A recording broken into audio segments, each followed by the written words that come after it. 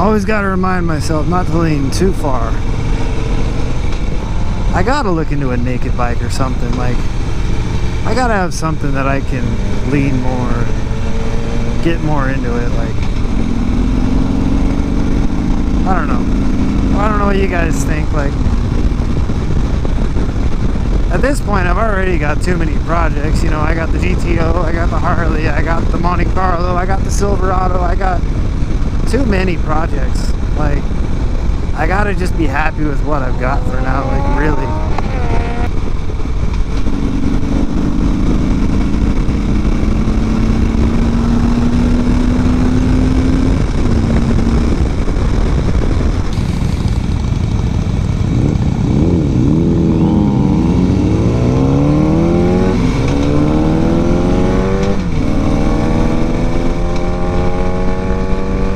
I gotta think, I don't need a new bike yet. Like, I'm totally fine on this bike. I got so many projects to do that are, like, this winter is gonna be fun, like, because I don't know what I'm gonna do with the bike yet, but I would like to do a stage 4 this year, but in all honesty, it's probably gonna have to wait till next year. But I would like to do it over the winter when I'm not working on, like, when I'm not riding the thing, so I don't have to worry about waiting the whole time. This winter, I can't drive the GTO, I can't ride the bike in the winter time because Idaho winters get pretty harsh. So the plan is this winter to be starting to work on the big mechanicals that I really want to get done, like, rather than doing them little by little. Try to save up throughout the summertime and work on them in the wintertime. But I gotta pick one. Like, really, that's the things. I gotta pick one, and I think I want to do the GTO first, because with the stage 4 kit on the Harley, it's going to be going to the shop and they're going to be doing it, so it's really not going to be something that I can show too much of on the channel. But I'll do all the work myself on the GTO, so we're going to go ahead and do that one, I think. Like, I got to go through still and see what kind of suspension it's got, but I need to do suspension upgrades. I know that, especially from that autocross. I got to do suspension upgrades. I've got to lose some weight. Those VMRs have got to go. They're way too heavy. They're like 27 pounds a wheel plus the tire, so you're probably close to 40. And on top of that, we've got, I don't know, like, the hood's kind of messed up, so rather than fixing it, I don't know if I want to go with an aluminum or a carbon fiber hood, but I want to do something. Just that way I can reduce some weight. Like, aluminum would be less expensive, carbon fiber would be stronger but a lot more expensive. Like, I think I priced one out at like $3,000 and I would lose 27 pounds. So I don't know if it'd be worth it or not, but I think the reciprocating mass in the wheels, like that, I would lose if I were to go down to 17 pound full forged aluminum wheels. Like, that would be about the same cost, and I would lose 40 pounds reciprocating mass versus 17 pounds sprung mass. I think I'd get a lot more benefit out of wheels. So I think I want to do wheels first. I want to do suspension. I'm looking into, because it's a Holden Monero, which means that the Australians worked on it a lot more than the Americans, because we only had the GTO for 3 years. I think they had the Monero for several more. So there should be a lot more parts available in the Australian aftermarket. So I think I want to go that route. And I was looking at some, and they have one setup that's the coilovers that I want, the extreme package, that are about 1,100 bucks. They have some that have it's like a remote something, I'm not sure, but it's 1,500, and I'm not 100% sure the difference, so I'm going to look into that before I make any decisions. It might be better to go with the remote setup. I'm assuming that's why it's more, but I don't want to just jump into it and think that the more I spend the better, you know. Like, I do want to keep it kind of, like, I don't want to break the bank doing it. but at the same time, I definitely need it to handle better than it does. Like, and a lot of that could be I could adjust my driving style to it. Like I said, I think the first step is wheels and suspension. I know that they had a lot of suspension problems from the factory, so I definitely want to go that route. And those VMRs that were put on there, they're just too heavy for what I want to do with it. They look great, and I might have to sacrifice some looks, although I am going to keep the black wheel look because I like it. They might not be the coolest looking wheels, but they'll be like less for looks, more for usefulness, like, if that makes sense. Like, even if they don't look the greatest, they're going to be performance oriented, not looks oriented. And that is one thing I do like about those VMRs, is they look fantastic. They're just too heavy, and I don't like that at all. I've looked into some wheels that should be lighter, and from what I found, nobody really makes one that happens to fit my, or at least nothing I've found yet. So I gotta keep looking for something that's gonna fit what I want.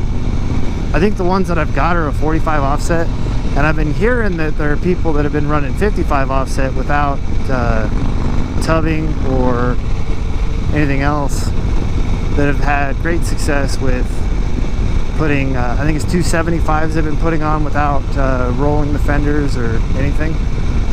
So I think that's what I want to do when I do it, because I want the bigger meat. So I think I'm going to go with a 55 offset. I don't know. If you guys happen to have experience with the GTOs and everything, and have an idea as to what it is that would be better, I would definitely like some input. Like I'm not trying to pretend like I know everything about this car, because honestly I'm learning as I go, just like everybody else. And I have done a lot of research, of course, as I go, but I'm not to the point that I would like to be yet. That's some cool police cars here, the Chargers, but I think they're just a V6 version, so they still look cool. I know in Pocatello they've got a couple Chevy Caprices, and I was really liking looking at those. I had one stop and talk to me, and he was telling me that that's all they have is just a V6 Caprice, which I think it's a 3.6 liter with the 305 horsepower. That's not a lot. Like, I mean, it's enough to get you by. It's enough to chase down a lot of people. Like, that's the same engine that's in the V6 Camaro. It's the same engine that's in the Chevy Impalas. And it's a good engine. I like it. But it's just underwhelming, I would think, especially as much weight as they put into the police cars. I just can't see it being too viable. Like, you know what I mean? I mean, as long as people are willing to stop, then I guess. And it's powerful enough. It's just doesn't seem like enough. Then again, I never really seem to be satisfied with any kind of horsepower. I don't know why. Like I've yet to find a car that, like, I'm happy with and that I continue to be happy with. Like, even the GTO and the Harley too. Like, I was super happy in the beginning, and as it went on, it was like the longer and longer it went, the less and less happy I was with the power, and I get bored with it and I want more. And I think if I work on the handling on the GTO, that is definitely going to help a lot, because if I can throw it around more, like, it's the same reason I think a lot of people are happy with their MX-5s. They're not very powerful, but they corner so well that you just can't help but put a smile on your face. And I think if I help the cornering abilities on it a lot, that's probably more where I'm going to be, and I think that is important. So I'm definitely, like, that definitely drives me to want to work towards the suspension aspect on it. And especially considering I don't know a lot about the suspension aspect of them, it makes me want to work harder on learning it. That's a huge thing. And recently I've been talking to a lot of people that have had GTOs and have GTOs, and so being able to become more knowledgeable about them and having answers for people when they ask me questions, that's another huge thing. Like I know a lot about the LS1, so the people with the 04 GTOs, like I know quite a bit about the engines, but as for the geometry of the body, I'm lost. And the LS2 was such a, like, it wasn't used for very long, so like it's hard to really know too much about them unless you've experienced with them.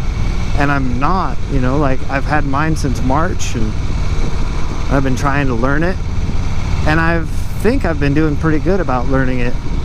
It's just one of those things, you know, like you can't really learn anything from books. Like you can kind of learn the basics from books, but to really learn anything, you really just got to get your hands in it and do it. Like that's the best way to learn, I've found anyway. But like I said, I'm never not going to be willing to accept that somebody knows more than I do and be willing to listen. Like, I know a lot of people are full of crap, so I know that I got to take what I hear with a grain of salt and do my own research as well. But you know, somebody that even if I worry about what they said and I do my own research, if somebody happens to tell me something and I don't know if that's true and I do my own research, to me that means that I'm learning more, because not only am I doing the research, but I'm also like getting placed in the right direction. And that's another big thing. Like I said, you know, you listen to somebody, you take it with a grain of salt, but if you listen to what they say and you kind of try to figure out if they're right, then it tends to lead you down the rabbit hole, especially where we're living in this age of technology. Like you can find anything online, but unless you're put in that right direction in the first place, you're never going to find the knowledge that you're not looking for. So while it might not be the best, you know what I mean? Like there's nuggets of information very deep in the web that you've got to kind of have an idea of where to go before you find them. But once you've got that idea of where to go, you know, and you're digging and you're looking and you're finding these things, you're not going to get too far and too detailed, because unless you happen across something by accident, then really the best way to find something is by somebody that's already done the research and had the sleepless nights trying to figure out what's what. And that's why I say, you know, even if you don't believe somebody, you know, kind of listen to what they have to say, do your own research. Definitely don't just take somebody's word for something, even if they've done it 100 times. Do the research. Maybe they missed something, maybe you find a way to do it better. You know, there's always somebody that's brain is gonna figure something out that nobody's figured out before, and maybe that leaves you with like this particular thing is the best. Like you know, I did the research, and because I learned this, you know, I am the best at this, or I'm the best at that. Like, you never know unless you do the research. And especially if you're looking to make extra money, like helping other people and stuff, like, you know, building things and selling things, if you know what you're doing because you did the research, then it makes things nice.